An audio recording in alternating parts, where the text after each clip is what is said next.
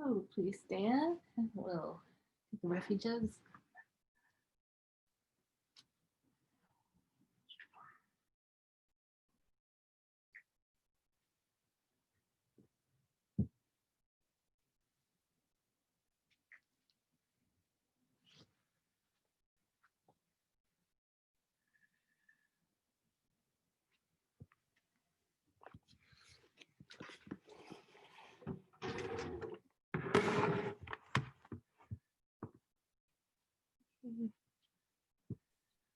Oh, I'm unmuting everybody. You can mute or not. So please repeat after me out loud. I go for refuge to the Buddha. I go for refuge to the Buddha And resolve with all beings. and resolve with all beings. I will cultivate a heart of enlightenment. I will cultivate a heart of enlightenment And realize the great way. and realize the great way.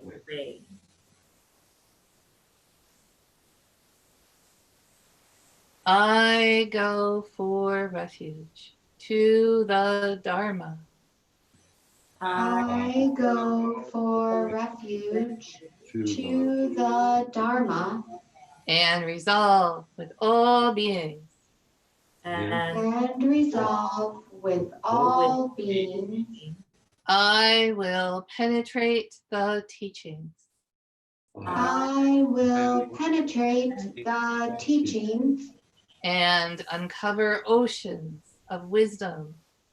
and uncover oceans of wisdom. I go for refuge to the Sangha. I go for refuge to the Sangha And resolve with all beings. and resolve with all beings. I will seek peace and happiness for the many. I will seek peace and happiness for the many. And transform this world into Buddha land unimpeded.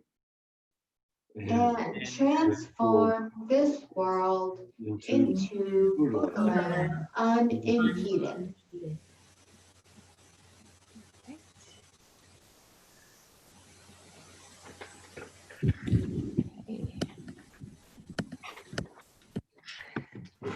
Please be seated comfortably. Jahyun! Hey, hey. Great birthday hair. So before we, I'll tell Jahyun how great her hair is. We're going to, we're going to chant the Heart Sutra together, and I'm going to mute everybody. And again, as I say every week, don't take it personally. It's just because chanting all together without the mute on is a wonderful illustration of the mess that it is of all of us living together, our messy Dharma lives. But I'll just mute you for the time being. Just chant along with me. And it's on page 13 of the fancy book, if you have the fancy book, but it's also on our website in the chant section on that PDF. And if you don't have it or don't want to chant, that's fine too. So we'll do that and then come back. So.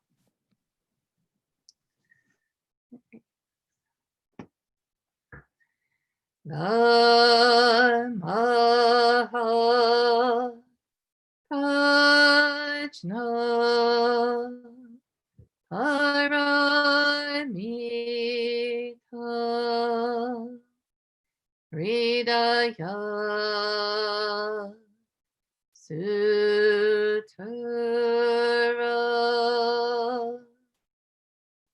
The Bodhisattva of great compassion, from the deep practice of Prajna Paramita, perceived the emptiness of all five skandhas, and delivered all beings from their suffering.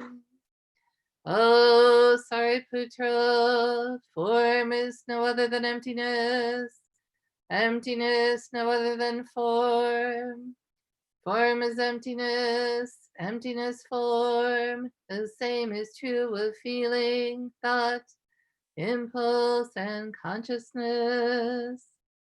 O Sariputra, all dharmas are empty.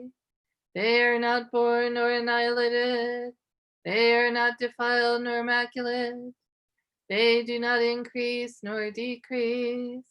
So in emptiness, no form, no feeling, no thought, no impulse, no consciousness, no eye, ear, nose, tongue, body, mind, no form, sound, smell, taste, touch, or objects of mind, no realm of sight, no realm of consciousness, no ignorance, nor extinction of ignorance, no old age or death, nor extinction of them, no suffering, no cause of suffering, no cease from suffering, no path to lead out of suffering, no knowledge, no attainment, no realization, for there is nothing to attain. The Bodhisattva holds on to nothing but Prajna Paramita. Therefore her mind is free of any delusive hindrance. Without hindrance there is no fear. Away from all perverted views she reaches final nirvana. All Buddhas of past, present, and future, through faith in Prajna Paramita, attain to the highest perfect enlightenment. Know then, the Prajna Paramita is the great Dharani, the radiant peerless mantra, the utmost supreme mantra, which is capable of allaying all pain. This is true beyond all doubt. Proclaim now the highest wisdom, the Prajna Paramita. Kate, kate, para kate, para samgate, Bodhisvaha. Kate, kate, para kate, para samgate, Bodhisvaha. Kate, kate, para kate, para samgate, Bodhisvaha. Dhammaha Prajna Paramita Hridaya Sutra.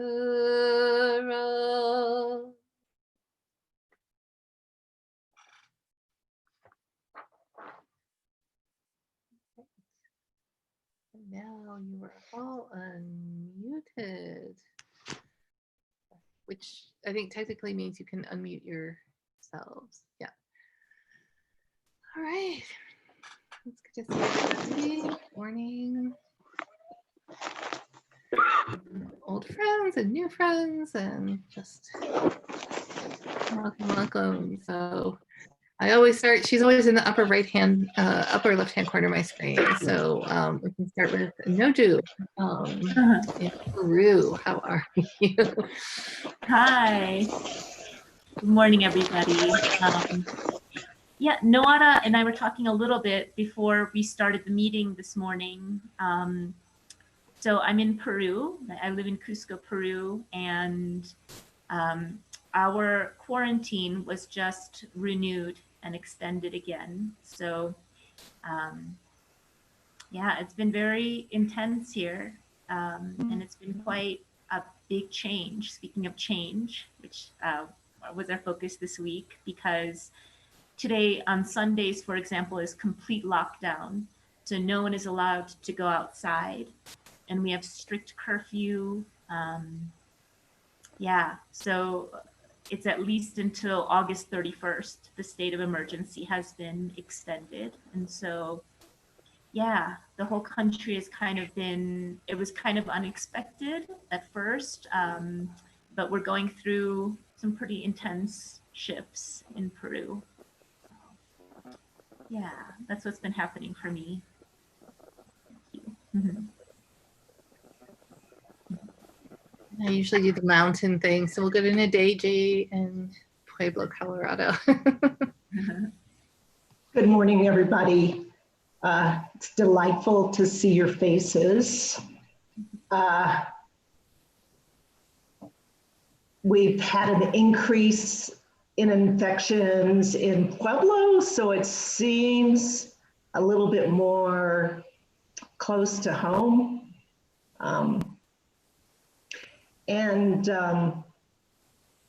Just really saddened by all the loss related to the coronavirus. At the same time, I had this wonderful experience of listening to the homegoing for Congressman Lewis, the Honorable Lewis, and it was inspirational in many ways. It was just an antidote, you know, it was just, I think, what we needed. It was some helpful medicine. So I'm headed to a protest in a little while, so I will be cutting out a little early.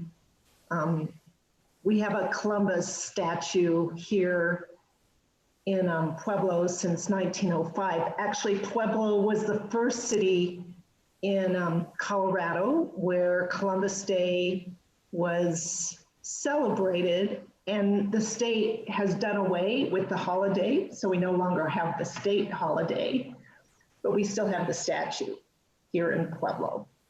And so that symbol of white supremacy and slavery and genocide, I'm getting ready for the speech I'm going to give, you know, is still marking its very prominent space in a very central location in Pueblo. So, so that's happening, and I'm glad I can lend my presence to it.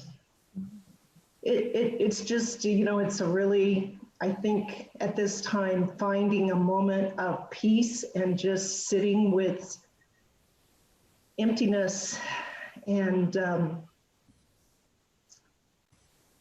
some peace is really, it's hard to get to. I do grab those moments and appreciate them, as I appreciate all of you for being here with this morning. Thank you. Yeah, thank you. All right. Jogam, good morning. Good morning. Wonderful to see everyone. Just a very brief report, and I'll pass the baton. I do have to get off a little early today. This was meant to be our vacation week as a family. We had originally planned on being in Paris and London this week. Obviously, the kibosh was put on that. That's okay. So we did sort of a staycation, did sort of a VRBO down in the loop just to get out of the four walls. Because of other forces, external forces, a lot of our time was spent sort of trying to agitate skillfully, if you will, for changes to our local school decisions around reopening plans that are, many people feel, are ill-conceived and dangerous. I've seen better organized riots. So anyway, we've been trying to participate, as I said, in a skillful way of agitating for change. We ended up landing on the Channel 5 news this week as a result, which was kind of weird and strange. But of course, they edit out what they want. It's all very soundbitey, but that's all right. If it gets us where we need to be, that gets us where I need to be. So, so that was my week. Kind of a part wonderful family vacation, part, as I say, agitating for change. So, kind of a strange week.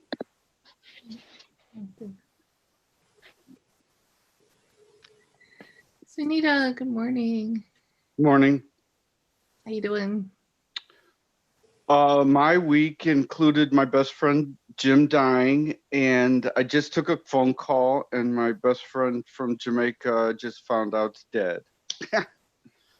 So it's raining dead on Frank. And I appreciate that I can meditate with you guys. It really makes a difference. That's about all I can process at this point. Death, death, death. I'm sorry, Sunita. I'm sorry. What happened with your friend from Jamaica? I couldn't hear you. He died suddenly. He had real bad diabetes, and he probably was 47. All right, Sunita. So don't eat too much cream pies. Yeah. Thanks, Sunita. Tayun, good morning to you. There we go. Good morning, everybody. Haven't been here in a while. Thought I'd show up, show off the hair, you know.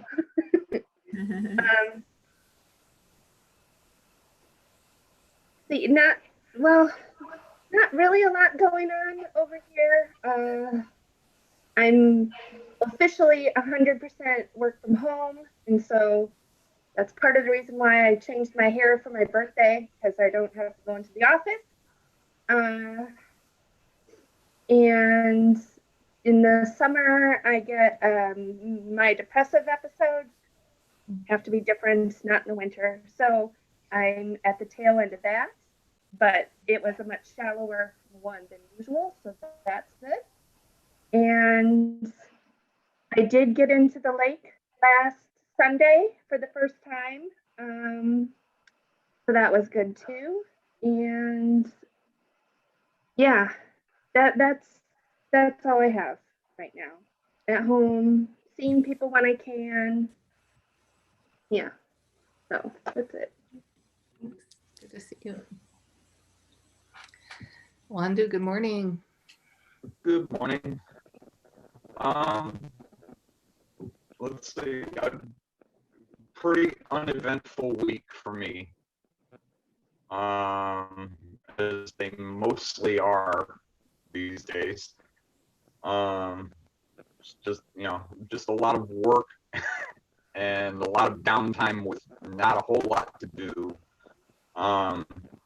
I did have kind of a creative spike this week. I started a couple of writing projects, and I also finished an instrument build. So,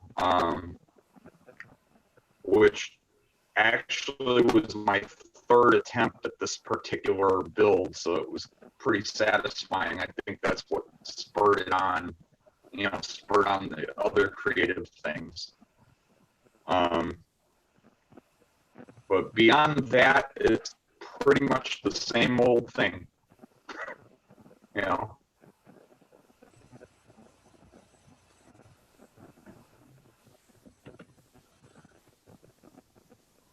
I'm kind of actually starting to dip my feet into the idea of doing screenplays. So that's where the writing stuff has happened. Two ideas that kind of gelled. So I'm at the preliminary start of that. There's an in-law of my brother's who is a screenwriter who kind of put me on the path to, this is the tools you need. So. Great. So, and Daniel, hello. Yes, good morning. Hi, good morning. Morning. So what do Just if you would like to introduce yourself and tell us how you're doing. You don't have to. You can also say pass. Yeah. Yeah, I'm good. I think this is the first time since I think March. Wow. Since we closed that I joined. Great. That's good to see you. Really glad to see all the familiar faces. And I'm glad you guys do this. This is a really good service. I appreciate that. No, so no holiday. I heard I think Chris said something about staycation, so I canceled all my holidays. So just been working every day, but working from home, and hopefully this thing gets over soon, so we can all return to our normal lives. Although normal would be a new normal, but yeah, that's about it. And yeah, kind of, yeah, that's it. Yeah, I'm happy you're here. Thanks for joining us. So look, good morning. Good morning, everyone. Good to see you. Good to be here. I'm drawing a blank on anything eventful for my past week, so I'm just gonna say I'm happy to be here. So thank you all. Great. Good to see you. Doctor.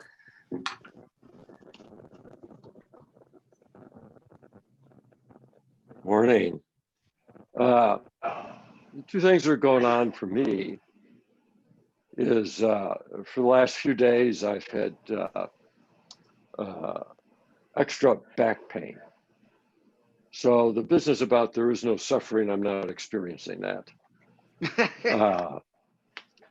And it's not that it's so bad, it's when I really examine what's going on for me, it's that I'm irritated about it, annoyed, that level of anger. So I guess I have to admit that I'm full of self and not much non-self when that happens. The other thing is really good news this week, because one of my best buddies who for some time has been suffering from what will be a fatal cancer unless something is done, has gotten himself into a clinical trial after having tried for 2 months to get in. So he has a chance. He has a chance. So that's where I'm at.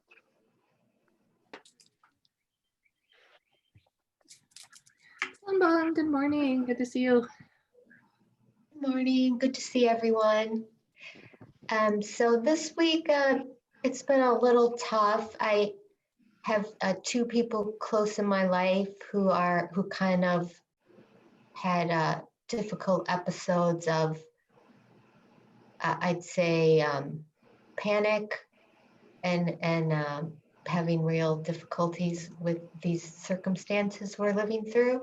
So I've just tried to be there, and I've just tried to remember this line that I heard so long ago in a newspaper article that said offering to help is not the same as helping. And so I'm trying to just be available and jump in without reservation to help. And both times I feel like it was beneficial. So yeah, just trying to hang on, and the 3 refuges actually struck me as very helpful today in trying to bring peace and happiness to all beings so that we can have a Buddha land unimpeded. Mm-hmm. Thank you. Thank you. And good morning, Oche. Good morning. I'm doing good. There's a lot of things happening, it feels like, in sort of all aspects of my life. So I'm just trying to, put them into my practice. And I just had a really good experience on Friday night. 2 of my closest friends were they divorced. I don't know, about a year ago, and they have new partners now, and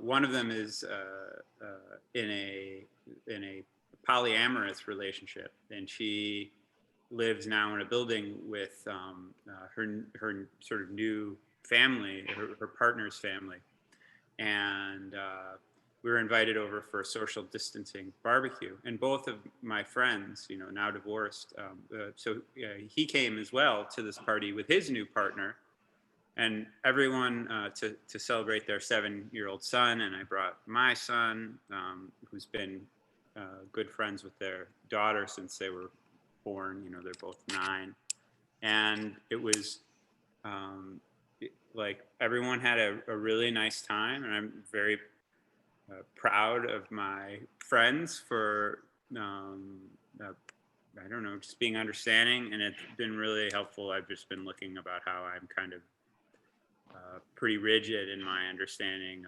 of relationships, and yeah, I'm just very proud of them. Thanks. Okay, I guess that brings it around to me. And I'm going to do something a little bit weird, which is transition us to our Right Livelihood Guideline, which was for this week, which was the last one, Accept Constant Change. And a few days ago, Gakta, we wake up around 4:30 in the morning. The cat, especially the big orange cat, wants to be fed. And so we tend to wake up. I tend to go back to sleep, but Gakta gets up and feeds the cats, then takes a nap later. And so we generally chat at that point in time. And Gakta looked at me and he said, have you ever thought about what it's like to die?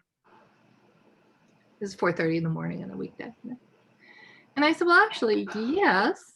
And so I'm sort of picking up on Sunita's on this theme. And I say, I've had a couple of close calls. And when I've had the close calls, there's been that moment of just total relaxation where you're just kind of surprised. And you're like, wow, it's like the 2020 bingo card. It's like, I really didn't think it would end this way. That's really interesting. But I think there's also the feeling of, and I've read that other people with near-death experiences feel the same way. It's like, oh, that's interesting. But there's also the sense of, our lives are so short, and so beautiful, and so precious. We're here for a blink of an eye, and it just all of a sudden just really struck me that really what Buddhism is trying to do with everything that it has, all of these teachers and all of the teachings and everything that we do, is trying to shake us out of trying to do us the favor that we don't realize that 10 minutes before we die, right? That we realize it sooner. So we do the prostrations. We say, great is the matter of birth and death. Like all of a sudden I was like, oh, that's why the gathas are there, right?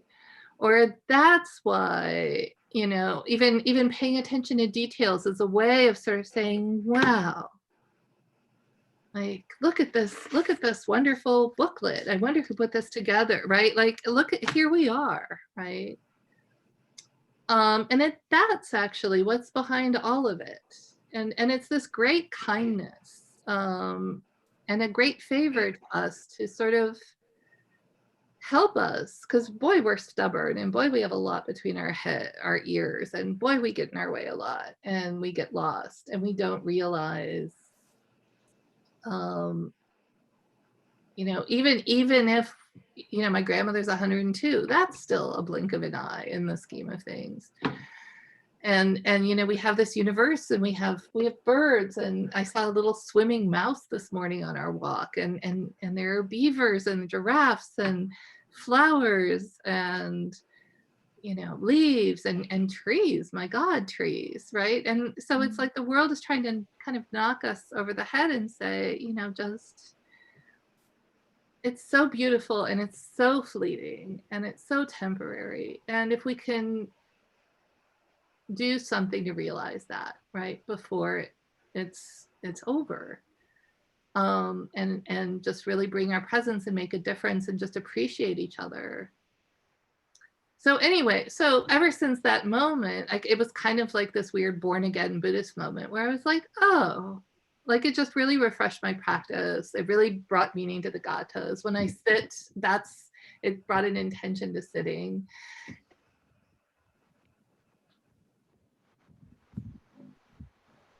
And what does that have to do? I think it has a lot to do with this combination of incense and the sun in the sky where it is, and this combination of people, you know, and that realization isn't a sad thing. It just makes us, ideally, it makes us just to really appreciate it that much more. And I think it's such a tall order. And Adeji, when you were talking, it's so hard for us to accept the constant, right? We kind of choke on it. Like we really, everything we have really works against that, which is humbling, right? And so when we're asking people to give up their Columbus statue, it's like, I get it, right? This is hard. You know, and to come from a place of compassion, of kind of, you know, here I am on my, you know, yeah, take down your statue, but I can't even, you know, brush my teeth a different way, or, you know, so I don't know. That's just what I wanted to throw out there. But I just wanted to kind of give people a practice pep talk, and I don't know what you think, but I'm eager to hear what you've been working with accept constant change. So I will not intervene at the end of the constant. That was my combination intervention. So anyway, there you go. Joju, any thoughts? We'll go back around for accept constant change. Sure. I think, I mean, living here in Peru, it has been an exercise in constant change. So we had a really, really long quarantine. It was 107 days, yeah, of strict curfew, police checking your ID. At one point, like, women could go out 3 days a week, men could go out the other 3 days a week. Like, it was that regimented. And that had begun in March. And only in July, we were finally allowed, the quarantine was lifted, and we were finally allowed a certain measure of freedom to travel, to go places. So we enjoyed that in the month of July. And then beginning yesterday in August, which was the Andean New Year here in the Andes. And normally that's a really big celebration. And then they decided there's too much of a spike in the number of cases, and the hospitals were collapsing here in Cusco. And so they imposed a second quarantine for the whole month of August. And so it was a constant fluctuation, a constant change here of the rules, what we were allowed and not allowed. And so I thought about that a lot, accept constant change. And I think for me, It was just sitting with and like actually processing and identifying my feelings. Like I felt a lot of resistance. I felt a lot of grief. I felt a lot of fear. I felt a lot of isolation. All of these things that are not, it's not being happy all the time, right? And it's accepting like, oh, I'm actually not happy. I'm actually feeling really complicated feelings. And wow, to like let myself feel those things, which sounds so simple, but it's not. To actually identify like, oh, I'm feeling a lot of grief. I'm feeling a lot of resistance. And that needs to be processed, you know, like not just like, oh, it's fine. I'm okay. I'm going to accept it. So I'm just going to smile and I'm fine. I'm not actually. And so to let all of that happen, I think that's actually accepting constant change, is like to sit with all the complicated things that you're processing in that moment. Yeah. And then one more thing I want to say, like when you were talking about nature and your walk, like, oh, so I was going through this whole like inner like tsunami and then like I see my cat and my cat's just like so innocent and so beautiful and so playful. Like he's not aware of any of this that's going on, right? He's just playing. He just wants me. He's just play with me, mom, play with me. And he's so innocent. And I realized like, actually, that's what it is. That's what I learned from him. And I think that's why it's so healing to be out in nature, actually. Yeah. Mm-hmm. Thank you. Thank you. Yeah, thanks so much. Nadeji.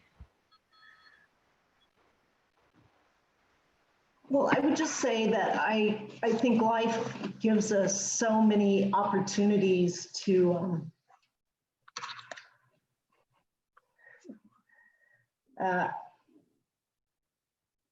agitate skillfully, as has been said, with what's right in front of us, that is change. I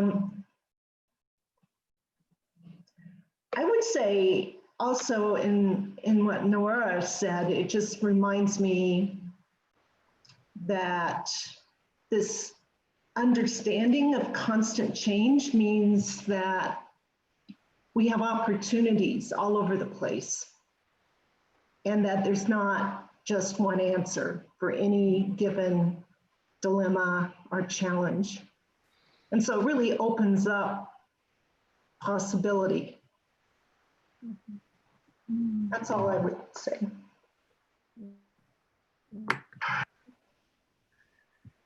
Jotham.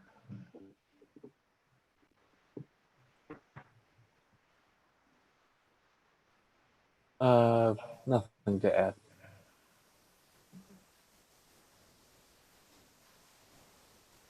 Yeah, Jayun.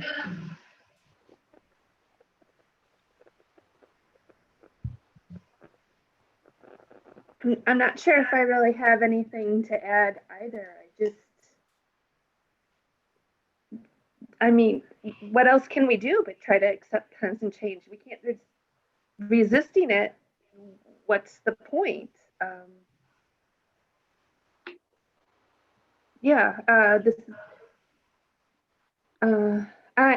My brother was supposed to go out of town and I was supposed to be there right now, and nope. I'm not sure if I get to house sit this week. Waiting to hear from that.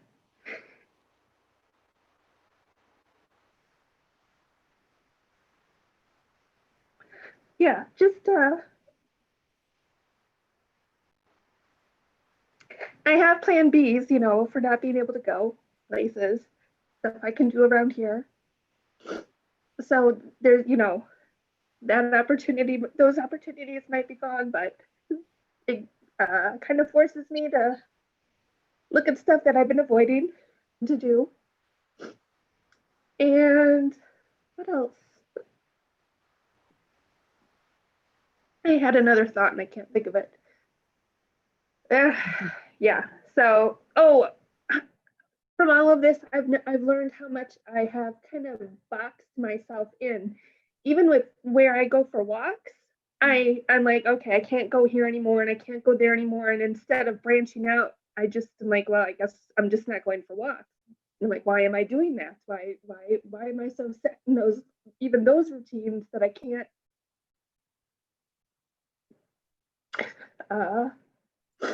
go a different direction? So that's been an interesting. I know I'm all weepy. So that's been an interesting thing to learn about myself. So that's all I have. Thanks. Sunita? Yeah, isn't this a party? I just wanted to give you a glimpse of the committee that came up with this one. This was the last one we decided on. And if you notice, the others have subgroups. And when we came to accept constant change, anything you said past that simple phrase was what's the word, superfluous. It was redundant. It wasn't adding to it at all. So we just, boom, accept constant change. And this conversation is great because the old formula of adapt, integrate, and surrender is just perfect to remind at this moment, because accept, like you said, you don't want to just smile and say, yes, I agree, the pandemic's ruining our economy, or whatever. It's not pure integration, like, oh, now I'm this person that's forever changed. And it's not purely surrender. And each moment that we're going through, we're kind of cycling through those if we're lucky. Otherwise, we're doing the anger, numbness, shock reaction. The only way we can start to accept the positives is to face that we have to do things different, adapt. To face the fact that there is no going back to normal. There's no going back at all, and that's to integrate now this new person you've become and strive for the person you want to be, and surrender. There's a lot of time where you just can't deal with it except to say, yep, okay. And you don't have to put on the smile or so much as just, follow that rule or do what you gotta do to surrender to this moment. And yes, that includes enjoy that orange that tastes so much better now that your friend's dead. Enjoy the nice weather that you aren't even going to enjoy in 3 months. The here now is all that we have, and it's in clear focus now with an overreaching pandemic over the whole world. That's it's a great time. It's filled with change and an emphasis on the moment and how we integrate. I recommend it, I guess. Tim Cook, he gave a graduation speech, and he brought up Franklin Delano Roosevelt, Amelia Earhart, and another hero, and they had all been greatly affected by the 2018 or the 1918 influenza. And Franklin Delano Roosevelt's trajectory it was to establish Social Security and fight a war successfully. And Amelia Earhart, it was kind of funny. She was a nurse, and it was brutal. And she was quarantined next to an airport, and she looked at the planes coming and going, and then Tim Cook's eyes said, maybe I should change my field of work. So, accept constant change. I would underline the word accept. because change is you don't have to look for it. It's slapping you in the face. And the accept isn't I'm going to be fine. I'm going to have a positive attitude. That's going to get me through this. No, it's to look in the mirror and say, who do I want to become? Is this helping? Is this hurting? How am I going to do this? And what's the lesson here?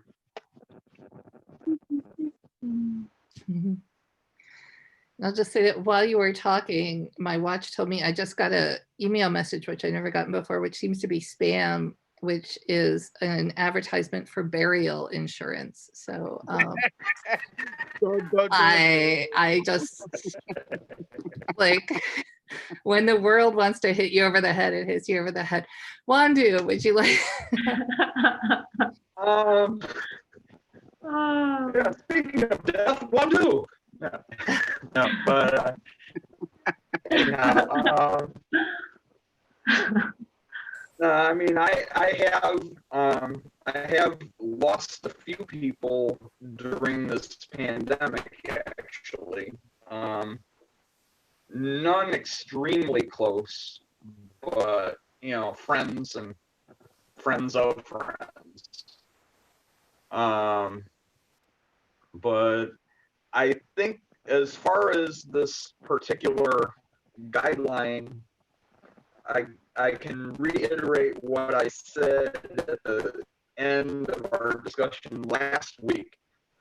Plus they change, plus they la même chose. The more things change, the more they stay the same. No matter how much things change, we still have the same decision. The same decision. We have no other choice but to keep going. And I guess the real decision is in how you do that. You know, do you roll with the changes? Do you oppose the change and strive for a different change?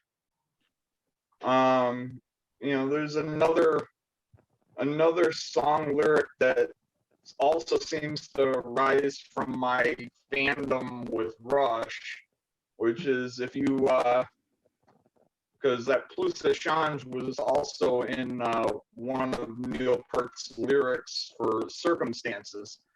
But this one would come from the one Free Will, which is if you choose not to make a choice, or if you choose not to decide, you still have made a choice. And that has kind of come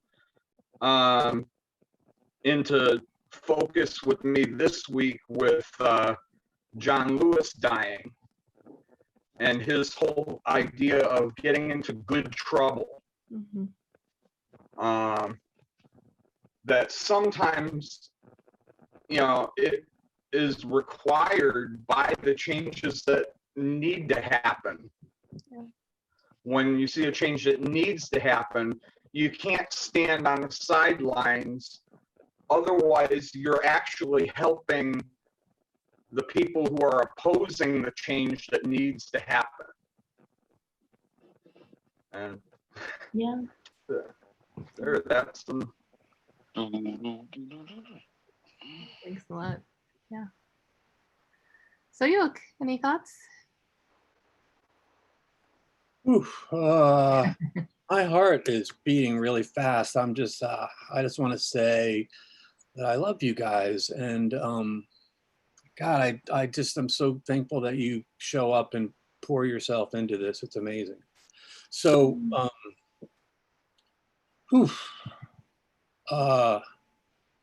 something that Nora said made me think about.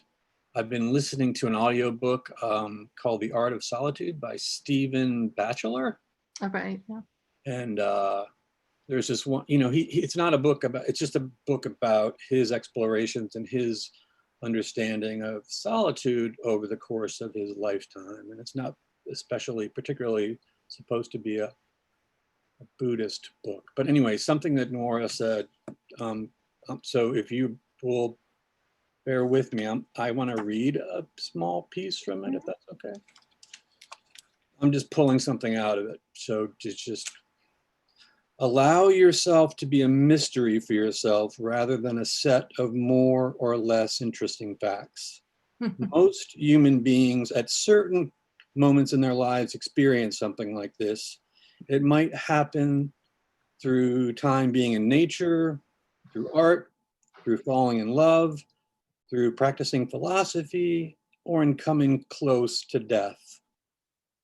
At any moment when you are suddenly overwhelmed by the fact that you are here at all, rather than not here, let the astonishment take hold of you more and more and become part of your felt experience being in the world.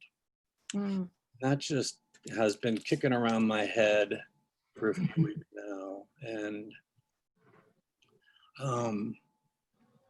I have this sort of like stupid trite trick that I use in a time before COVID when we were able to travel and even not travel to exotic places, other cities, wherever it was. You know, I always had this feeling of like being somewhere new, right? And everything looks incredible, like the architecture and the buildings and ordinary things. You go, oh wow, I wonder what it would be like.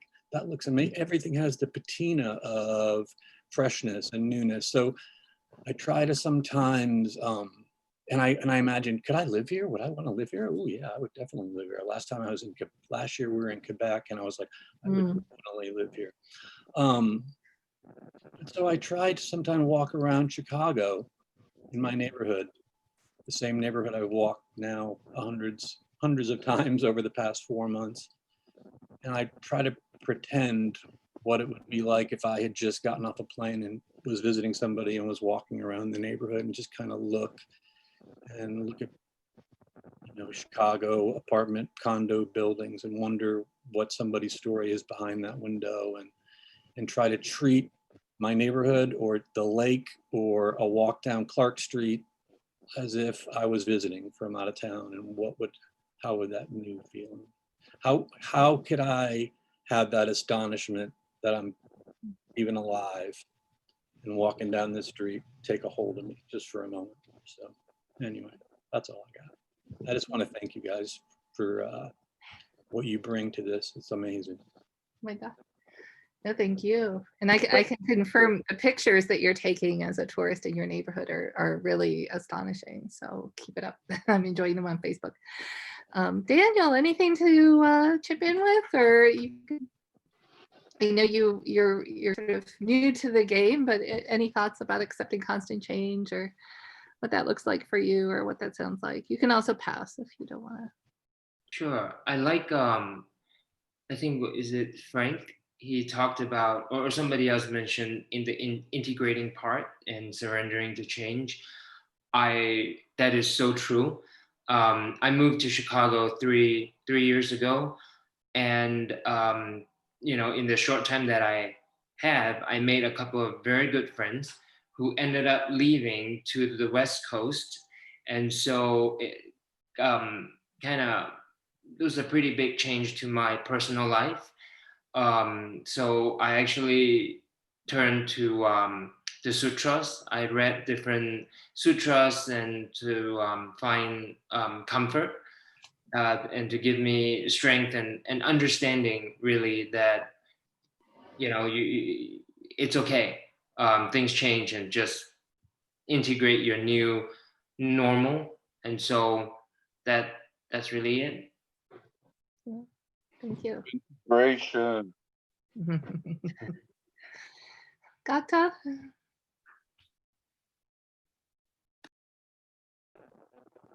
Well, contemplating death takes me to that thing we say every morning when we're doing our prostrations about being awake this moment. Be awake this very moment, because this is the moment you got. You don't know if you're going to have another one. And so Soyok's comments reminded me that the manner in which to be awake each moment is with beginner's mind. Just Imagine being awake at this moment as if it were your first one, as well as your last. That kind of right on the razor's edge. The other thing came to mind was last night, Noir and I were talking about the serenity prayer. And everybody remembers the part about accepting the things you cannot change. And the next part is the courage to change the things you can, which is also part of being awake, right? Because there's an inward kind of being awake that's self-focused. And then there's the outer. The outer will tell you in an instant, if you pay attention, what needs to be done. So what Sanbang said, and JG and Wandu, they all were talking about this aspect of it. This, the being awake each moment is not a matter of sitting still, but also action at the same time. And the only other thing I'll add is, Noir, you don't have to worry about the burial insurance for me, because you remember our agreement. And that's when I'm gone, my ashes go into the coffee can on the mantle. No. Yeah. Sanbang.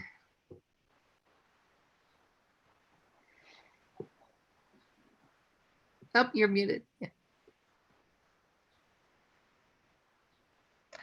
I don't really have anything super deep to add.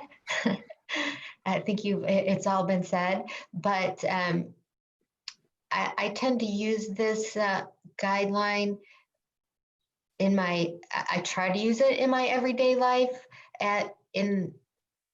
So I guess I'm a very systematic, organized I'm a planner, and having that type of personality can be jarring when things change, even the simplest things, like getting stuck in traffic or suddenly being late or having someone cancel plans or being interrupted in the middle of getting something done. So that's, I've had the great fortune of practicing with Oche and Sabaha most mornings since March, and reciting the gathas, and that one in particular is very helpful to me every day. Even when I'm interrupted in the middle of a task, I'm back at work, and accept constant change just throughout the day. Don't let it throw you, and that's kind of how I use it. Thank you. And Oche. I likewise don't have very much to add, except that I've always thought, Sunita mentioned how this doesn't really need a lot more exposition after it. I really think that accept constant change, along with, the first precept, which is do no harm, really are sort of the totality of my spiritual practice. So it's short. I wish it were easy. That's all I can say. Thank you. Easy. Yeah, and I just listening to everybody, because I can't resist sort of saying something at the end, but I was trying to listen. I really liked what Noju said about being careful that we're kind of not trying to exempt ourselves from constant change, right? Like I think we tend to say like, oh, and there's all this change out here, and how am I going to relate to it? Whereas I think what you said, like if we go back to the Heart Sutra and the 5 skandhas, and that we ourselves are always changing, the weather is changing, our emotions are changing, our attitudes are changing, that we're part of that change, and not kind of like, oh, I need to handle that change out there, but to kind of dive into it and swim in it and be aware that it's going through us and not just there. I think I fall into that kind of. And so I think also just, and I would say, and some of you have said it actually kind of directly, but related to that is the fact that we're not alone in this, right? That, you know, the good news that we change like everything else does, and everything else is changing. And so we can ask for help, or we can be helpful, or, you know, and again, I think we tend to just automatically settle into like, I'm over here and the world is over there and I have to help or navigate or XYZ. And, you know, yeah, just Sangha is a really deep concept of just, we don't have to do it all. We don't have to solve it all. We don't have to be the one who actually handles change better than everybody else. You know, that we're just all, you know, we're all part of the kaleidoscope, I guess. And I don't know, just saying that out loud just makes me feel a little less, because I tend to get, that's, anyway, I'm not sure if that makes any sense, but no, Jude, did you want to say something about that? Because you're very wise. Don't let me have the last word. Somebody else have the last word.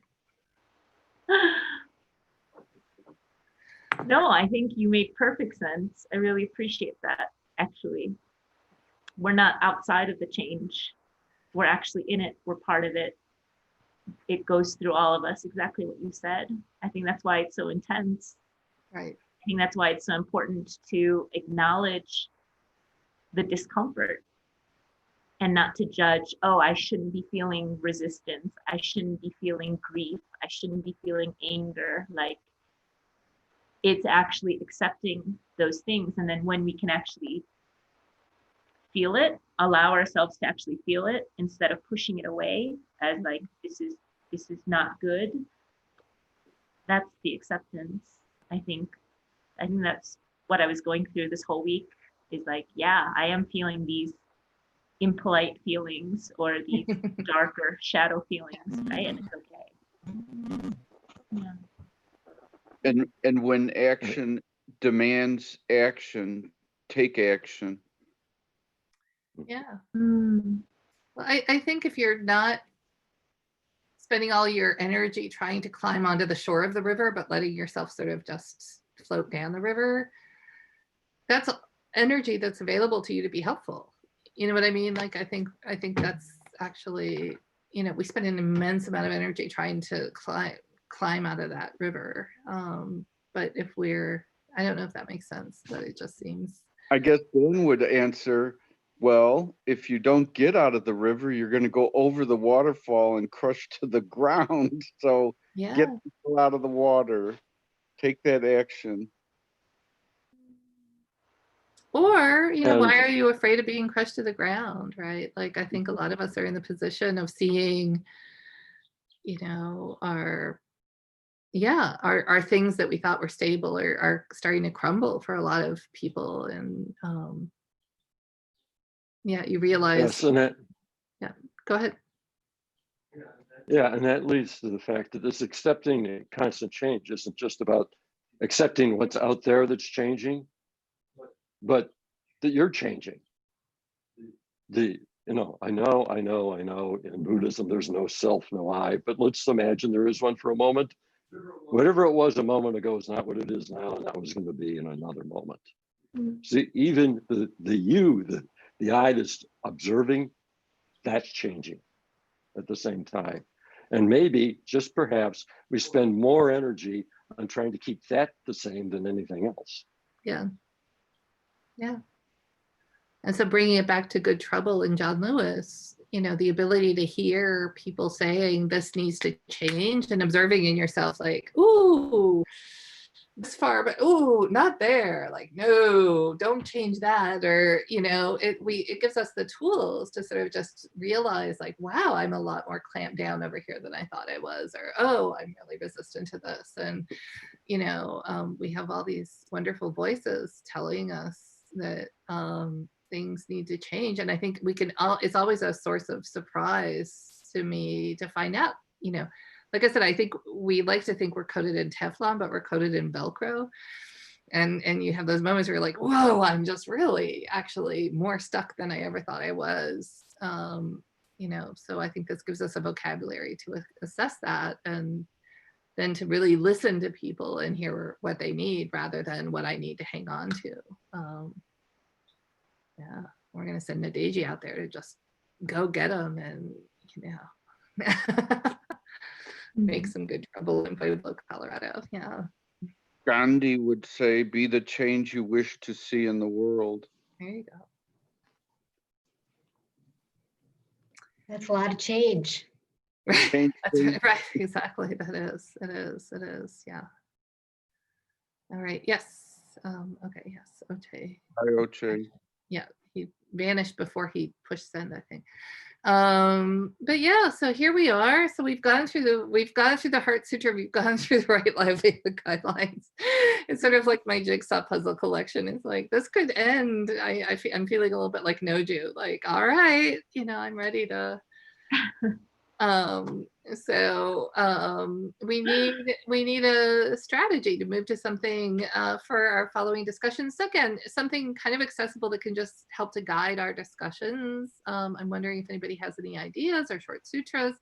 We could maybe do something with the Dhammapada.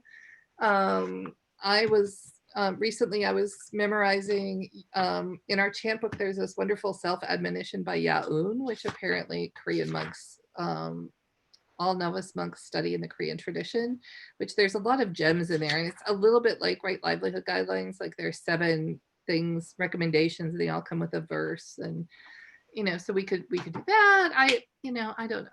I'm totally open to suggestions. So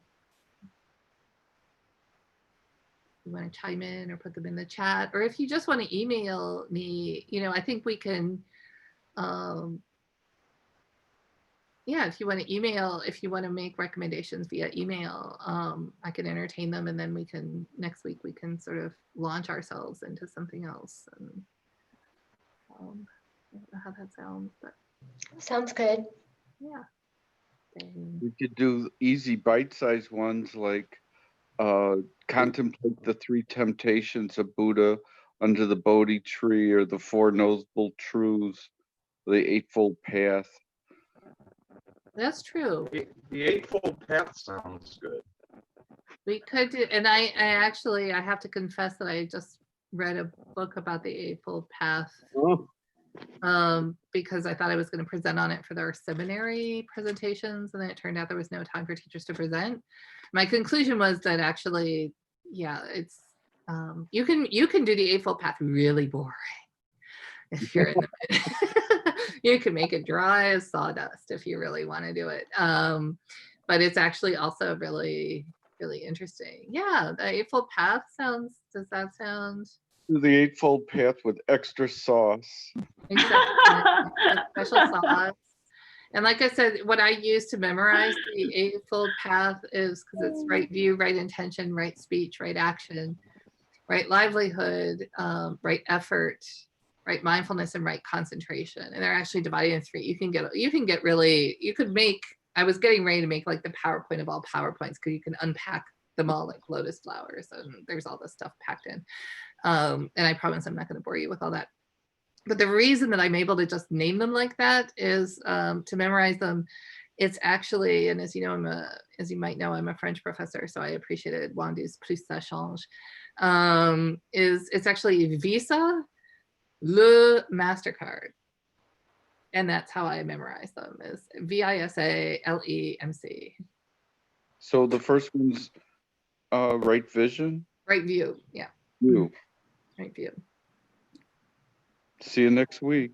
See you next week. Let's go for the Eightfold Path. Does anybody want to? Sunita, do you want to do some looking around at Right View and just like shop around the internet and see what you come up with? We can all think about what Right View means to us, but you could do like a short presentation and go back to like what we were doing with the Heart Sutra, if that makes sense. Yeah, I was thinking if I had to do something next Sunday, but I can commit to that. All right. I'll pontificate on Right View. We don't, yeah, exactly. It'll get heady. It'll get really heady. I know. Psychedelic, exactly. There you go. Well, all right then. We have a plan. Eightfold Path it is. Right View with Sunita. There you go. That was easier than I thought it would be.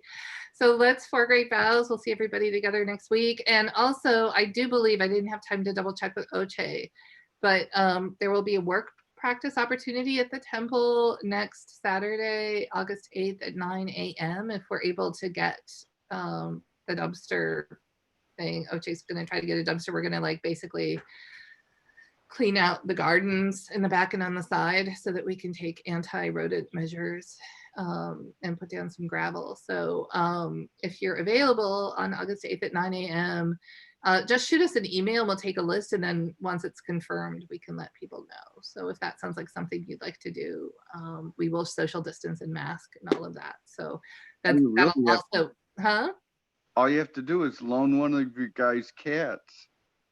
That's true. That's true. All we need is actually, I have a feeling the rats at the temple could actually take our cats. Like, there was apparently a family of 10 of them living under the fire escape, and so, 10 rats versus 1 cat is not a fair fight. So, even for no Jews kind of the like Bengal or whatever the heck it is, the quasi, that's a heck of a cat you got down there in Peru. So Thank you. all right, so let's 4 great vows and go off into this kind of swirling current of life and see what happens. So good to see everybody. So, all beings, one body, I vow to liberate. Blind passion, one root, I vow to terminate. Dharma gates, mine, I vow to integrate.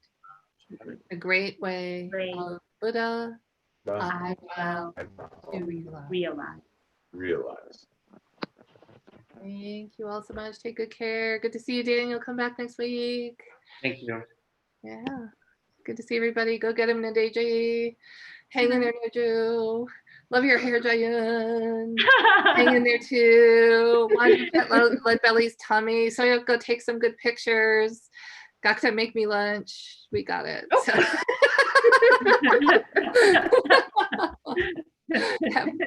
I know it is my turn. All right. Take care.